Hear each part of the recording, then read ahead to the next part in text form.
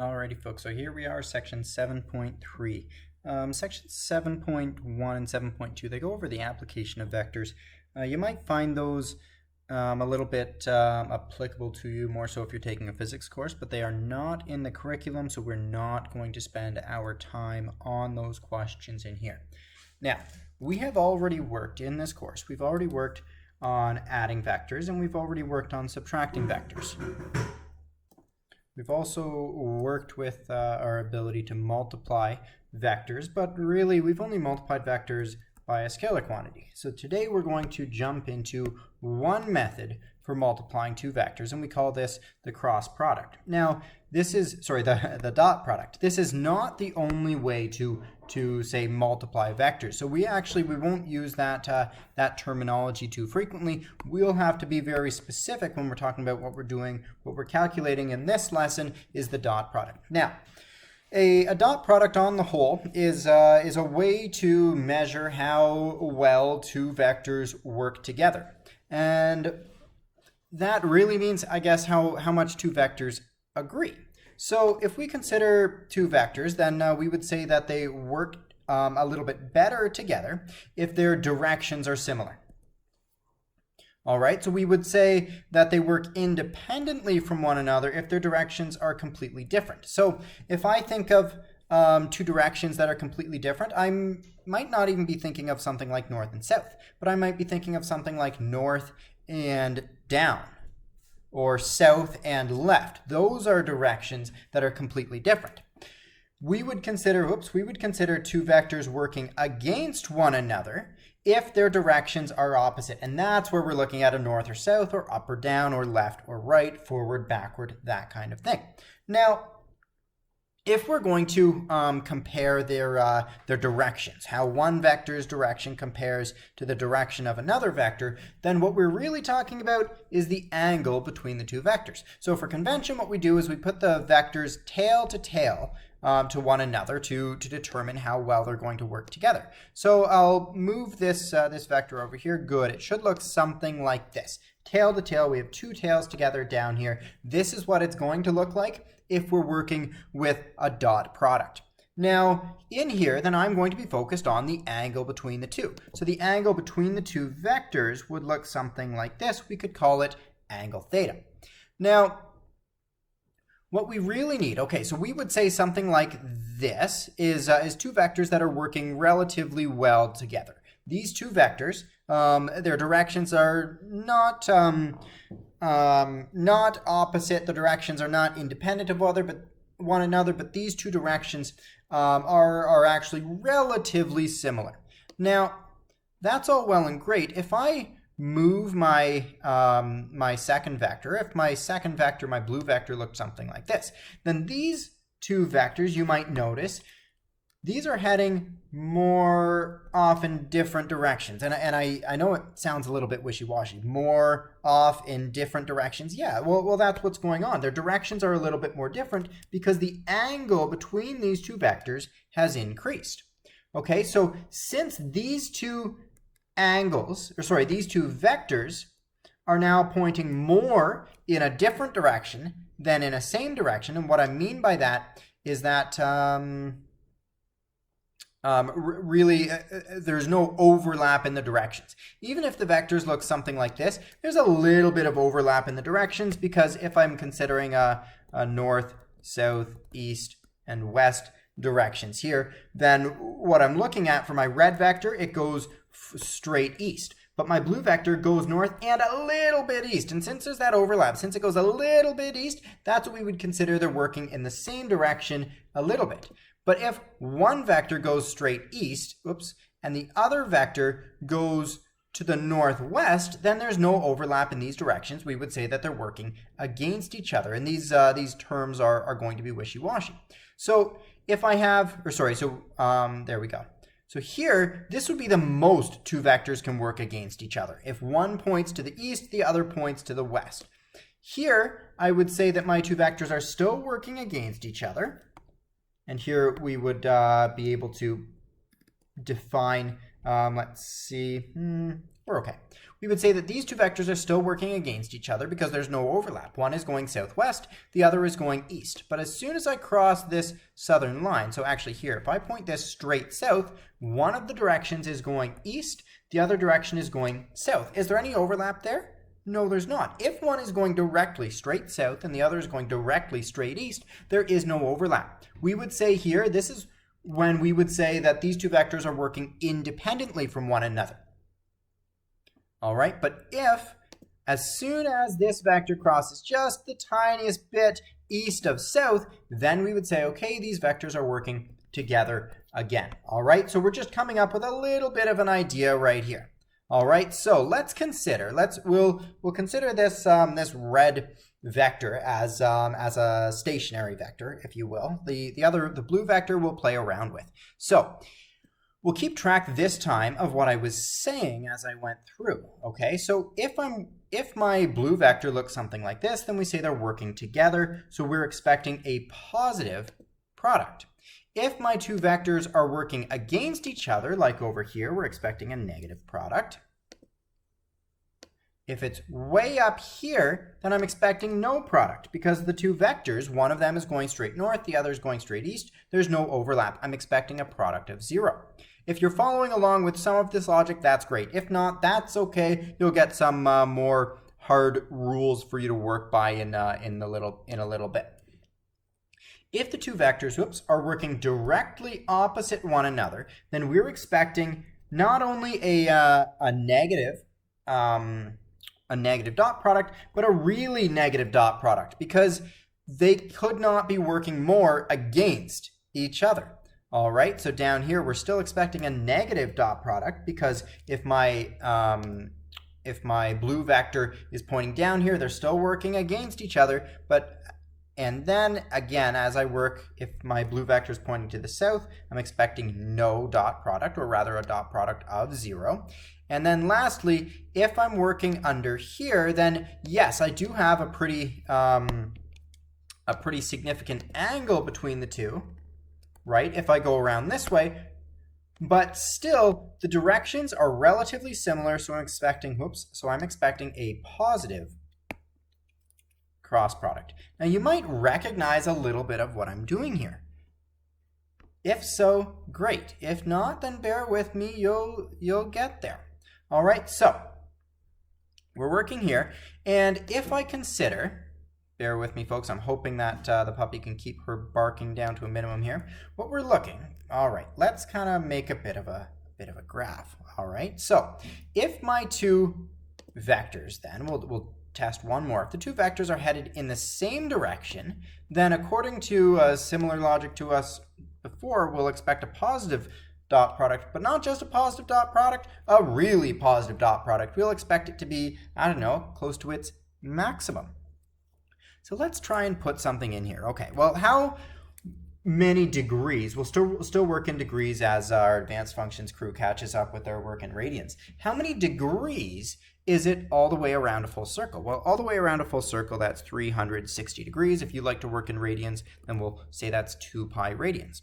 Okay, halfway between 0 and 360 degrees is 180 degrees. That is pi radians. Fantastic.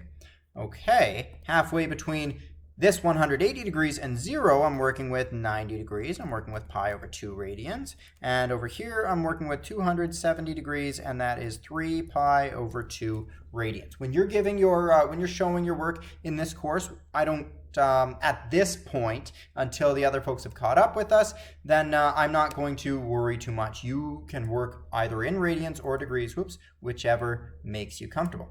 So we're looking right here, and we'll say, okay, hang on. If my two vectors are heading in the same direction, then I'm expecting a maximum. Okay, and then that's great. And from where theta is 0 degrees, and that's saying they're headed in the same direction, to where theta is 90 degrees, it's positive. But then as soon as it hits 90 degrees, then I'm expecting a dot product of 0.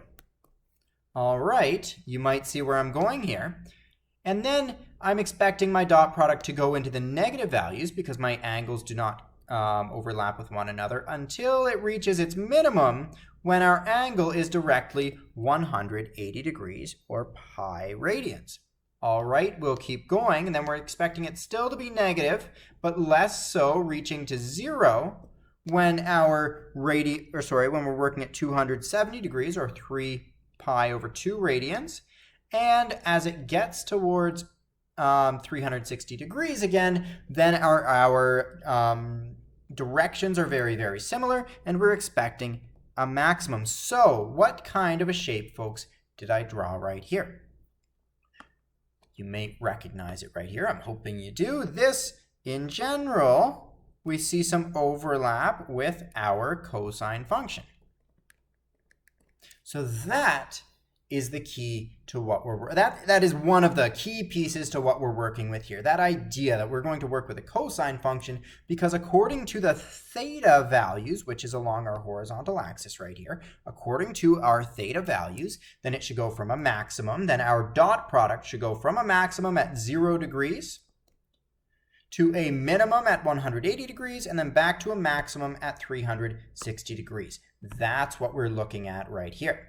Fantastic. Okay, so if we're considering a dot product, then we need to work with our cosine function. Now, we'll also, though, need to work with the magnitudes of both vectors. And let's consider a little bit what we know about multiplication. If I were to assess your knowledge of multiplication before this course, then first of all, I'm sure it would have been less in-depth understanding, and that's okay, because you hadn't needed to delve into stuff like this. But with multiplication, you know a few things. If you multiply 0 times 3 or 0 times 8 or 0 times 100,000, then your product is 0. So a product of a 0 value is 0, but rather if we're looking to at two values, we'll call them, I don't know, A and B. If A and B are both bigger numbers, then we're expecting a larger product. If A and B are both smaller numbers, then we're expecting a smaller product. Or rather, if we keep only one of these consistent, let's say B is, I don't know, 3 or 1 or a 100, whichever. If A increases, then the product increases. If A decreases, the product decreases. And that's a little bit of the key that we're looking at here.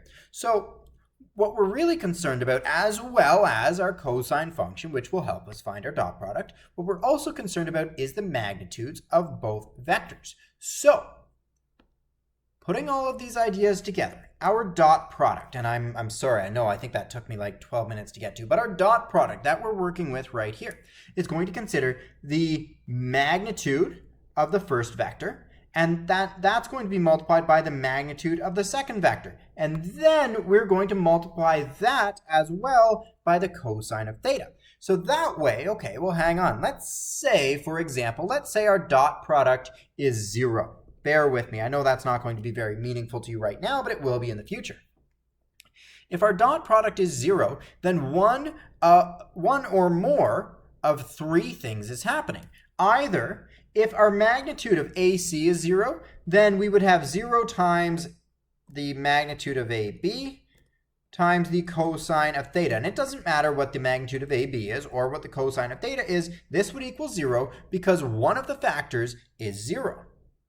Good, so either, if our dot product equals 0, then either AC equals 0 or AB could equal 0. If AB equals 0, then we're in a really similar situation where we have the magnitude of AC times 0 times the cosine of theta, which would still equal 0 because one of the factors is 0. And the third way that we could get our dot product to equal 0, AB, is if the cosine of theta equals 0. Now, where does the cosine of theta equal 0? You should be a master of this, whether you've taken advanced functions before or you're taking it right now. Cosine of theta should be 0 if your theta equals 90 degrees or pi over 2, or your theta equals 270 degrees or 3 pi over 2. Those are the only two ways for your cosine of theta to equal 0 if we're considering an angle in between 0 and 360 degrees, which makes sense given the context of our problem right here. All right, so if the cosine of theta equals 0, that means that theta is equal to 90 degrees or 270 degrees. Now, what does it look like? What would we be expecting our sketch of our two vectors sketched tail to tail? What would we expect that to look like if our theta is equal to 90 degrees? Well, if our theta equals 90 degrees, by definition, we have a right angle in between them. All right, what if our theta is equal to 270 degrees? We still have a right angle in between our two vectors. So the only way to get a dot product equal to 0 is going to be if your two vectors are perpendicular to one another, if your two vectors are 90 degrees different in terms of their directions. Now, if you followed that, great. If not, that's okay. You'll see it all in practice in just a moment. So let's consider here, we have two vectors. Our two vectors are vectors v and vectors u. They have magnitudes 5 and 7, respectively. So we'll say vector v has a magnitude of 5, vector u has a magnitude of 7. When these two vectors are placed tail to tail, they have an angle of 60 degrees or pi over 3 radians between the two vectors. So let's start off and we'll sketch our two vectors. We'll start off, we'll sketch vector v. Vector v has a magnitude of 5. All right, if vector v has a magnitude of 5, maybe I'm looking at something like, whoops, I thought that was an arrow. Oh my goodness, it's not. That's all right. We've crashed it. We'll get there. We didn't crash it. We closed it.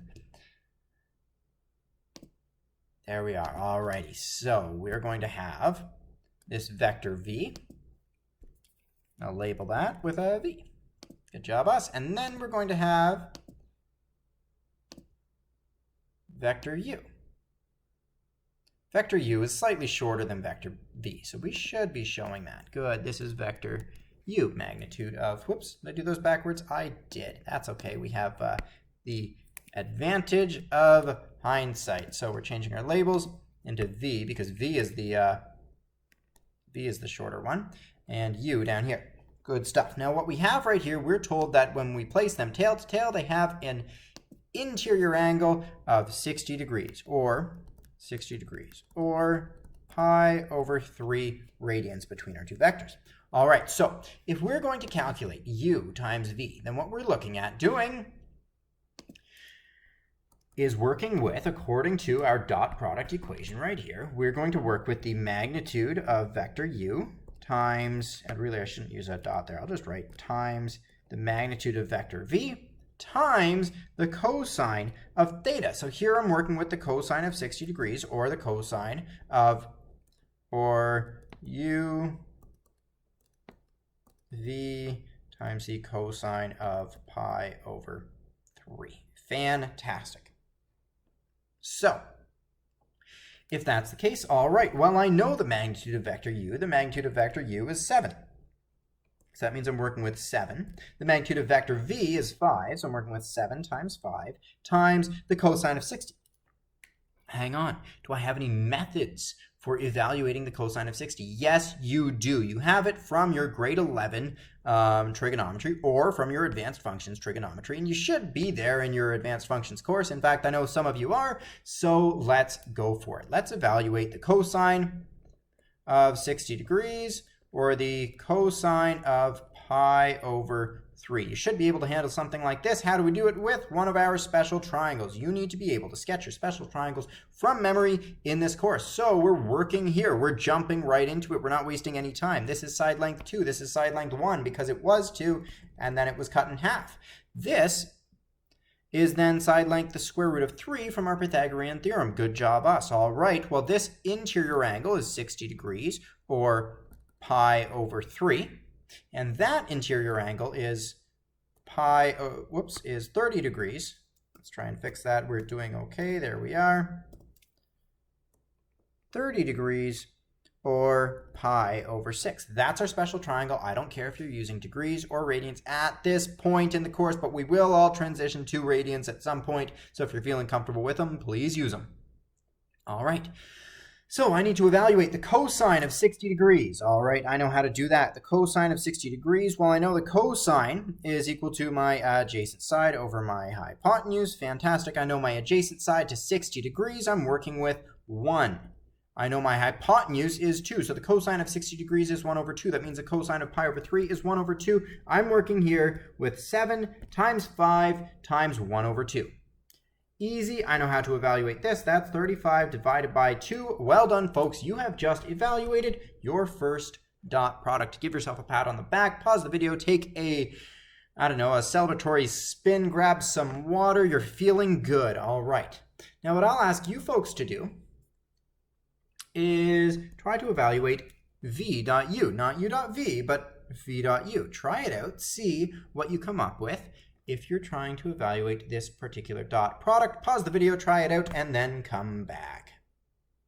Good, so your work might look like mine, but also, honestly, it might not, and that's okay. Either way, you should get the same answer. There's a possible chance that you played around and you took your superior understanding of trigonometry and you wrote the magnitude of v times the magnitude of u times the cosine not of 60 degrees, but of 300 degrees. Because you caught on, you were smart, you evaluated that, but you recognize that the cosine of 300 degrees is actually equal to the cosine of 60 degrees. You get the same answer, 35 over 2. No matter what your approach, we're here. Now, if you like to stick with 60 degrees, and that made a whole bunch of sense to you, fantastic. I'll ask you to let your mind wander for the next 30 seconds. If you wanted to work with 300 degrees, I'm going to give you a bit of a shortcut. We can always consider this other angle, and that is the opposite side around our oh my goodness, I'm blanking for words as I teach this. The other way around between the two vectors. And if we go check on our cosine function way up here, you might recognize, all right, you might recognize if, bear with me here, if we're working at 0, and I need a better color, that's okay, we're getting there, fantastic. If we're working where theta is equal to 0, then that actually gives us the exact same output value, cosine of theta value, as if we're working with 360 degrees. Or if we head into, I don't know, say 45 degrees, that gives us the exact same cosine value, if we're working with 315 degrees, which is the opposite way around our circle. And you might see where I'm going here, 315 degrees. No matter what, as we keep going through, it does not matter in which direction we head taking our measurement for theta. Either way, we're going to be working with the exact same values. So if you wanted to use 315 degrees, that's fine, go for it. You're going to get the same answer. If you liked using 60 degrees and if none of that made sense, that's okay, don't worry about it. I'm hoping actually it does make sense, but we're not really going to use that idea as we go forth. Next, what I would like you folks to do is look at a dot product of u times u. All right, so if I'm working with u times u, then first of all, I know that the magnitude of u is 5 units. All right, and I know the magnitude of u is 5 units. So then all I'm looking for is the cosine of theta, where theta is the angle in between my two vectors. All right, well, if I'm working with u times u, hang on, let's copy this, let's bring it out here. We have a brand new vector to use, fantastic. And what happens is I place them tail to tail. And they actually end up, and I'm just going to leave it just slightly off of tail to tail, they end up almost on top of one, well, really, they do end up exactly on top of one another.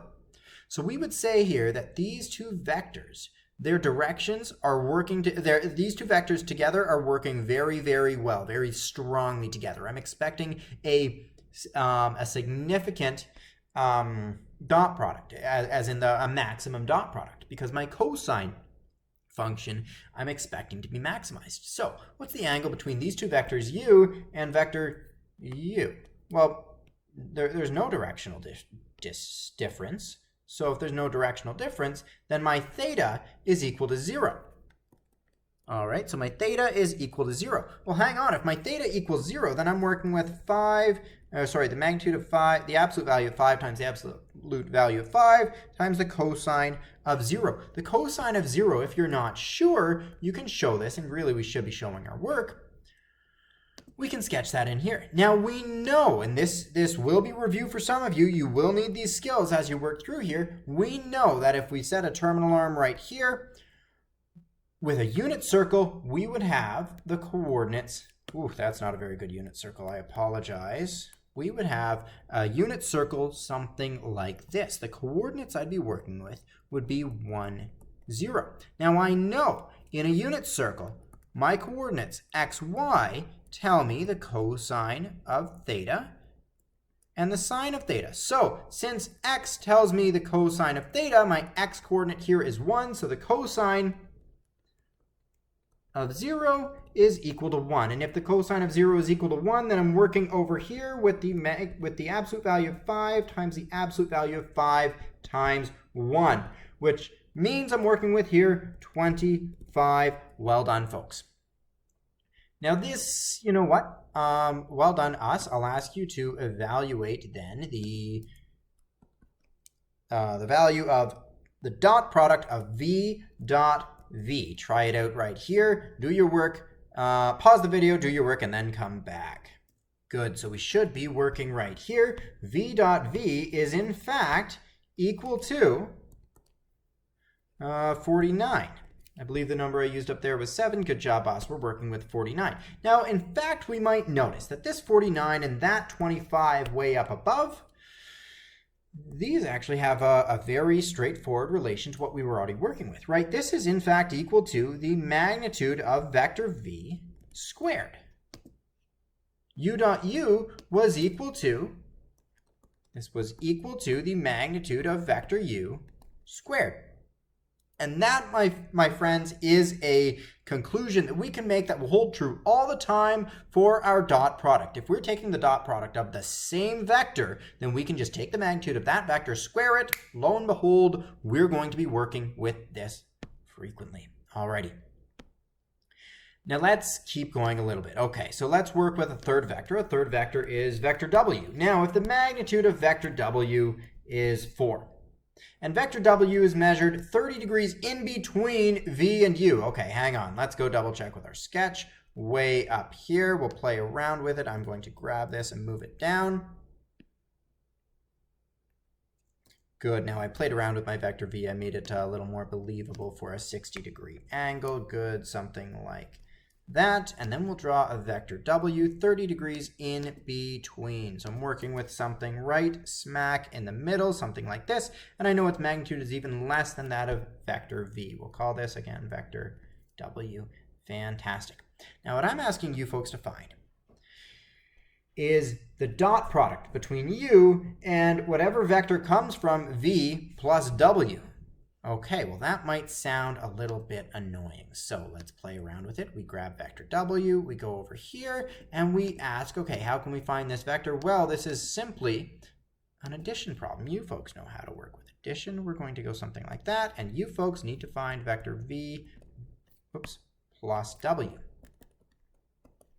That's what we're working with there. And then we need to take the dot product of v dot w, a resultant vector up there, and vector u down here. You should be able to perform each of these steps. So the very first thing I'll ask you to do, folks, find v plus w. I'm asking you to find their magnitude. Try it out. You should be able to handle this. If you're not able to handle this, you need to return to section 6 point, I think it was 6.2 when we went over vector addition. Yes, it is. Pause the video here and then come back when you've done so. Good, so we should be working here with, by using our cosine law, we should be working with this magnitude is, the square root of 41 plus 20 times root 3. So if I'm evaluating that there, bear with me as I bring that square root into play. So the magnitude of v plus w, there we are, is equal to the square root. Fantastic. Well done, folks. Okay, so if that's the case, then what we're asking you to do is to evaluate, remember what the question's asking us to evaluate, the dot product between u and this resultant vector that we just found right here. Well, our dot product, let's go, geez, we need to use a brand new color here. I don't know, we'll use brown. Sorry, folks, if you dislike brown. That's okay. Then we're working, we need to answer u dotted with this resultant vector. And I'm going to write this one in pink, in purple, because that's what we've been doing so far. V plus w. Fantastic. Okay. So if I'm going to work here according to my dot product, then what I'm working with here, all right, well, I need the magnitude of u, and I need to multiply that times the magnitude of v plus w. And then I need to multiply that times the cosine of whatever angle is in between u and v plus w. And you know what, folks? I think this has been, just paused it for a moment just to verify. I think this has been a beneficial example for us to go through, at the very least, to get to here. I think at this point, honestly, it becomes a little bit more annoying, not quite worth our time, but we'll just put forth one last line here, because honestly, it's just not worth our time to find this angle theta. I think then we're distracting from the point of the lesson here. But the magnitude of u, we know that we're working with here, where is it? 7, there we go, 7 units. So we'd be working with the magnitude of 7 plus the square root of 41, square root of 41 plus 20 root 3, all square rooted, times the cosine of this angle theta. Again, we're not going to find that angle theta. Nice try, folks. If you made it here, well done. That's good enough for me. All right, I might actually change the wording of this problem for you folks. Now, if we don't want to, if we end up at a problem like this, at an impasse where there's more work than we particularly care to do, that's okay. Because you might notice the last question was worded u dot v plus w. Now, what happens if we take advantage of some properties that we've learned about in the past? Well, right here, hang on, we could distribute. If we have some addition inside some brackets and some multiplication outside, we could distribute our first vector, in this case u, into those brackets, and we'd be working with u dot v plus u dot w, which both of these, remember, and this is kind of a key here, remember, u dot v, is that going to be a scalar quantity or a vector quantity? You might say, I don't know, Mr. Pasatka, this whole dot product thing, it's kind of confusing. I haven't seen it before. Let's take a look back here. Okay, we're working with a dot product is going to be the magnitude of AC. Well, the magnitude of AC right here, that's going to be a scalar quantity. The magnitude of AB, that's going to be another scalar quantity. The cosine of an angle, that's going to be a scalar quantity. We multiply 3 scalar quantities together. You've been doing that for years. That's like, I don't know, 3 times 4 times 1. Okay, that equals 12. That's a scalar quantity. There's no direction attached to that because there were no directions attached to any of these. So if we're working with dot products, we're always expecting a scalar quantity. So we're working here, and what we're actually really doing is we have one scalar quantity and we're adding another scalar quantity. We know how to do something like this. So I'll encourage you folks, try this one out. Try to evaluate u dot v. You should be able to do that. Try to evaluate u dot w. You should be able to do that according to the sketch we had up above, and see, folks, what this gets you. I will say when I upload this to the classroom, then the solution will be there. Fantastic. Now, if you're, I do encourage you, pause the video there, try that one out. But otherwise, if you're done that, let's move on just to some properties here. Then we have 2 more examples. I don't think we're going to go over both. I wanted to include both as an option, but I might take a bit too much time. So we're going to work here. Okay, so when we're using the dot product, a few rules are at play. Number 1, the commutative property holds true, and that means P dot Q is equal to Q dot P. Well, we actually saw that in play when we worked through example 1, A and B. We saw that vectors, that the dot products, sorry, the scalar dot product, U dot V was equal to the scalar dot product of V dot U. Fantastic. So we call that the commutative property. You've seen that before. Our distributive property also holds true. That's one that we're relying on in here when we're working with example 1F. Our distributive property means we can distribute a vector into a dot product, a first vector into a dot product or a second vector into a dot product, because this would also be equal to, according to our commutative property, this would be equal to V plus w dotted with vector u. Fantastic. If you're not sure on that, pause the video, stare at it just for 10 seconds. It'll pop out at you. Well done. All right. Now, our what we call the magnitude property holds true. So you'll want to perhaps copy that down. Your magnitude property, which again, we found up above, that if we take the dot product of a vector with itself, then we end up with the square of the magnitude of that vector. And lastly, the associative property, which we've seen before. We can associate a scalar here, just a scalar. That's kind of key. We can associate this scalar however we would like into a dot product. So we could multiply it by the first vector p if we wanted to, or if we didn't want to put our scalar there, we could put our scalar right beside vector q. Or if we didn't want to put our scalar there, we could put our scalar on the outside and evaluate our dot product inside. And that might align with your understanding here, because if we're working with a scalar, that's just another kind of multiplication, right? So if we're multiplying, order does not matter. Fantastic. Alrighty. At this point of the note, I did want to sketch our cosine function. We actually did that earlier, so don't worry too much about this. But we'll work here with an example where we're taking advantage of one particular property. All right, so we have two vectors, and we need to be a little bit careful in here. The two vectors that the problem's asking about are not actually a and b. The two vectors that the question's asking about are vector a plus 2b and 3a minus b. All right, these are two vectors. Now, these two vectors are perpendicular, and we need to be careful. You may have read this question at first, perhaps if you read ahead, and you may have thought, well, okay, perpendicular, and I see two vectors a and b, so that means a and b are perpendicular. No, not quite. What this is talking about are the sums, the resultant vectors over here. These are the two vectors that are perpendicular. Yes, the questions are getting more complicated. That's okay. You folks can handle it. Now, we also know something about their magnitudes. We know the magnitude of vector A is twice the magnitude of vector B. Fantastic. And they're asking us to find the angle between vectors A and B, and they're giving us a bit of a hint. They're saying, hang on, just so you know, these two vectors A and B, these are not zero vectors.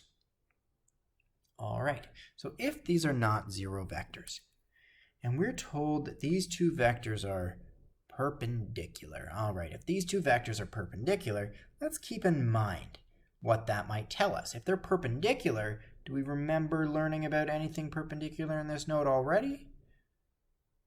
Right here. If they're perpendicular, then our cosine of theta will be equal to 0. And if our cosine of theta is equal to 0, then our entire dot product will be equal to 0.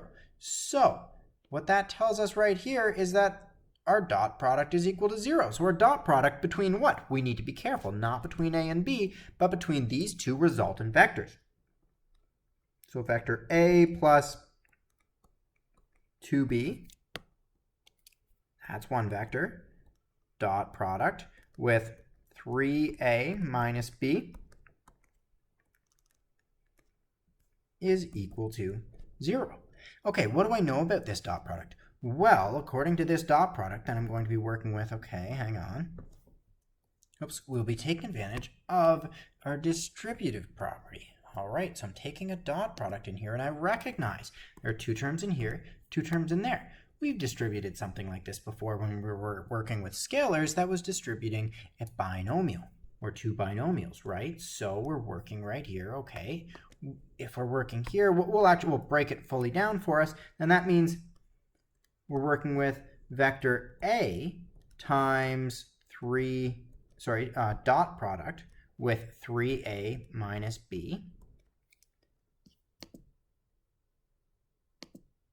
plus vector 2b dot product with 3a minus vector b.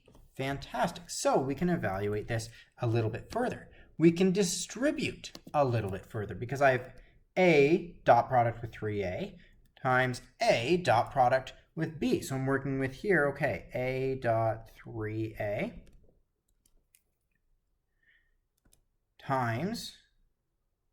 plus a dot negative b. which allows us, if we want to, we'll be able to distribute this negative out. We'll get there. That's okay. We're following along. I'm hopeful. If you're feeling confused here, that's okay. At least I'm hoping you can follow along with the logic if you're not necessarily expected to be able to go through this on your own. So I'm working here, okay, so I can distribute this to B. So 2B dot product with 3A plus 2B dot product with negative B. Fantastic. Okay, let's get there. A dot product with 3A, well, hang on, that's going to be like 3 times A dot with A. How do I know that? Well, that's using my associative property, where I can take the scalar out. My scalar is a 3, and I can put that wherever I want to. So I'm going to put it on the outside, so I'll be able to evaluate a dot product afterwards. All right, and then same thing. I'm going to work here, and I will distribute this -2, or rather I'll move this negative as well over here. So I'm working with minus the dot product of A dot B. Fantastic, we're getting there. Here I have two scalars. I can multiply two scalars together if I want. So I'm working here plus 2 times 3, so that's 6 times B dot A. Oh, we're getting there. This is coming together so smoothly for us. Plus 2, oops, we're getting there as I'm making sure that I'm doing this right. Plus 2, and really we're taking both of our scalars here, so I have 2 and a negative. So I'm working with a -2. We'll subtract here. Subtract 2 times vector B dot product with vector B. Well done, folks. We're getting there. Okay, what do I know about A dot A? Well, I know I can use the magnitude property. A dot A is going to be equal to the magnitude of vector A squared. So I'm working here with 3 times the magnitude of vector A squared minus A dot B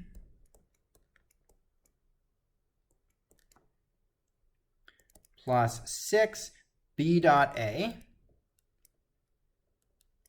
And hang on, I know, whoops, and I copied that wrong. I know B dot A is equal to A dot B. So let's just rearrange that. A dot B. Fantastic. I'm using my, my commutative property here. Minus 2 times B dot B, which is going to be equal to the magnitude of vector B squared. Fantastic. We're getting there. All right, so I'm working here. This is 3 times the magnitude of vector A squared minus A dot B, hang on, minus A dot B, that's minus 1 A dot B plus 6 A dot B. So I'm working together, that's minus 1 plus 6 A dot B, so that's plus 5 A dot B. But we were collecting our like terms there between these two terms. Fantastic, minus 2 times the magnitude of vector B squared. Okay, well hang on, what do I know about this A dot B? Well, I can evaluate this, what I'm working with here. Okay, so this is 3 times the magnitude of vector A squared plus 5 times A dot B. Well, what I'm going to be working with here is the magnitude of vector A times the magnitude of vector B times the cosine of that pesky angle theta in between the two. There we go, minus 2 vector B squared. Nice work. All right, we're nearly there. I'm hoping you weren't writing as largely as I was, but we're getting there. Then what we need to handle, okay, if we know the magnitude of vector A is equal to 2 times the magnitude of vector B, I could write this entire line in terms of vector B. So this is like 3 times 2, whoops, and let's put this whole thing in big enough brackets. There we go. 3 times 2 times the magnitude of vector B squared plus 5. 2 times the magnitude of vector B times the magnitude of vector B from above right here times the cosine of theta. Good work, us. Minus 2 times the magnitude of vector B squared. Nice work. We're getting there. We're almost able to simplify it here. I just need to square the end if I'm copying this over so that I don't run out of space. I apologize. I know you folks are able to fit yours in. Well done. I'm hoping you folks are. Nice work. Now we're able to, okay, we are so close. All right, so I'm working with 3 times, okay, if this entire thing is being squared, this is 3 times 4 times vector b squared plus 5 times 2, okay, so that's 10 times vector b squared. I should have my squared on the outside, not that it makes a difference. Times the cosine of theta minus 2, I need to square it up there, minus 2 times vector b